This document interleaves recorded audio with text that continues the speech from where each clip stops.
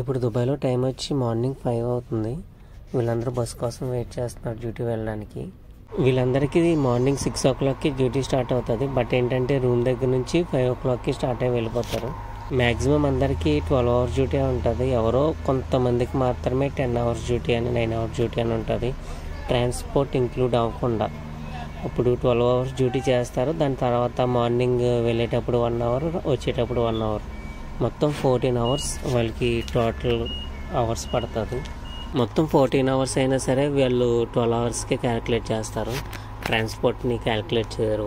వాళ్ళ basic salary వచ్చి 400 ఉంటుంది. ఓవర్ టైమ్ అలవెన్స్ అన్నీ కలిపి 800 dirhams వస్తుంది. కొంతమందికి 1000 dirhams వస్తుంది.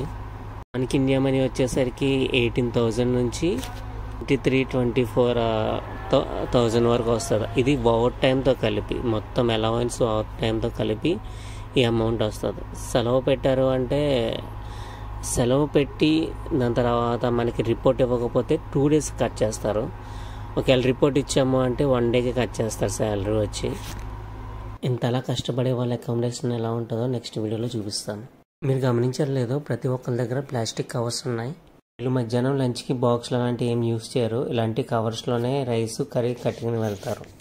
ఎందుకంటే ఆ బాక్స్ని క్లీన్ చేసుకునే టైం ఉండదు. పోనీ క్లీన్ చేసుకుందాము అంటే అక్కడ ఉండే ప్లేస్ కూడా అసలు బాగోదు. కొంతమంది వర్కర్స్కి అయితే వాళ్ళ వెహికల్స్ ఇలా గ్రౌండ్లో పార్క్ చేస్తారు. క్యాంప్ ఎంత దూరంలో ఉన్నా సరే మళ్ళీ బస్సు ఎక్కడం కోసం వాళ్ళు క్యాంప్ నుంచి బస్సు కోసం నడుచుకుంటూ రావాలి.